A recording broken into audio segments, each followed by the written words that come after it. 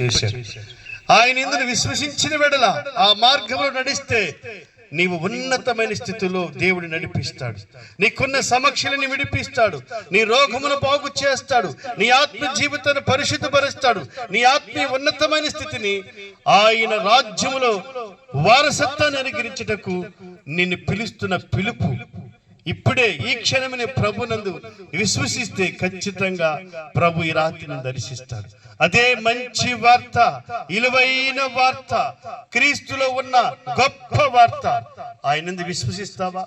ఈ క్షణమే ఇప్పుడే ఈ క్షణం నమ్మితే ఖచ్చితంగా దేవుడు నీ హృదయములకు దర్శిస్తాడు. అటు కృప మీ అందరికీ, ఈ గ్రామానికి, గ్రామ ప్రజలకి నా ప్రభు మీ అందరు దర్శించి దీవించి ఆశీర్వదించునుగాక.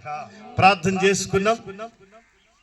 అనుగ్రహించుటకు తండ్రి నీ బిడ్డలు దర్శించమని, ఈ గ్రామాన్ని దీవించమని, ఈ గ్రామంలో ఉన్న యవనస్తులు, వృద్ధులు, చిన్ని బిడ్డలు, అనారోగ్య పరిస్థితులు అందరినీ అయా నీ చేతులకు అప్పగించుకుంటున్నాం. ప్రతి ఒక్కరిని దీవించి ఆశీర్వదించమని. ఆమేన్.